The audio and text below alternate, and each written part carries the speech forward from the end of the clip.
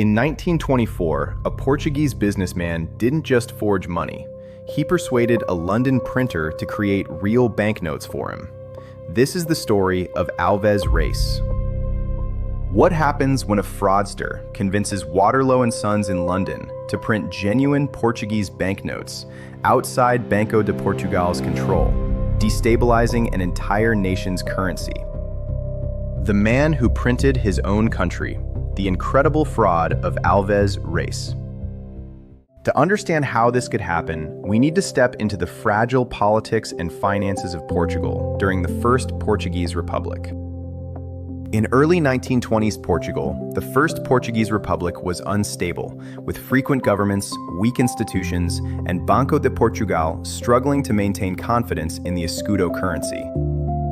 Amid this uncertainty, Artur Virgílio Alves Reis emerged in Lisbon as an ambitious, little-known businessman with a history of forgery and grand schemes far beyond his means.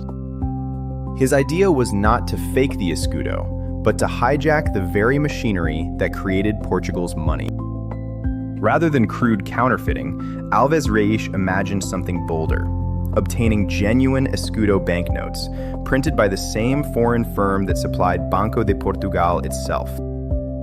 At that time, Banco de Portugal used the British firm Waterloo and Sons in London to print Escudo banknotes, trusting their security and reputation beyond domestic Portuguese printers. Reis's plan hinged on one extraordinary forgery, not of money, but of authority itself. Alves Reis forged documents claiming authorization from Banco de Portugal to arrange a secret loan for Angola through a fictitious Bank of Angola and Metropole he helped invent.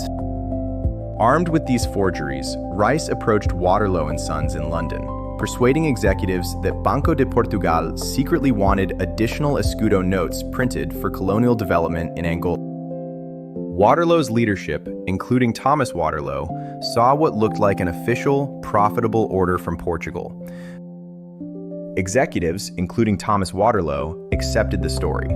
Waterloo and Sons agreed to print millions of Escudo banknotes, indistinguishable from those ordered legitimately by Banco de Portugal. The result was unprecedented. Crates of perfectly genuine Escudo notes, fully matching Banco de Portugal's issues, but commissioned privately by Alves Reis and shipped discreetly to Portugal. With his private supply of money, Reis moved to reshape his own fortunes and, unintentionally, Portugal's economy. In Lisbon, starting around 1924, Alves Reis began injecting the new Escudo notes into circulation, buying businesses, acquiring property, and even taking stakes in Portuguese banks. The sudden prosperity around Reis raised few alarms at first. In 1924 and 1925, Lisbon's economy seemed buoyed, even as underlying inflationary pressures quietly mounted. The illusion began to crack when Portugal's institutions noticed something impossible: too many perfect notes. Eventually, Banco de Portugal officials noticed anomalies. The volume of Escudo notes in circulation exceeded recorded print orders, even accounting for issues from Waterloo and Sons in London. Suspicion grew. Banco de Portugal and the British consulate in Lisbon contacted London, prompting inquiries that revealed Waterloo and Sons had printed an additional, unauthorized series of Escudo notes. The scheme unraveled quickly once investigators connected the unauthorized notes to one conspicuously successful businessman in Lisbon. Investigations pointed back to Alves Reis, his forged Bank of Angola and Metropole, and the fake authorizations. In late 1925, authorities arrested him, shocking Portugal's public. The scandal devastated confidence in the First Portuguese Republic. Economic turmoil and political fallout contributed to instability that helped pave the way for Antonio de Oliveira Salazar's eventual rise.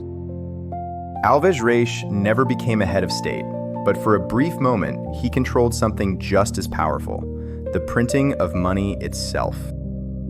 The Alves Reis affair forced tighter controls over banknote production and highlighted vulnerabilities when states outsourced currency to firms like Waterloo and Sons beyond national borders.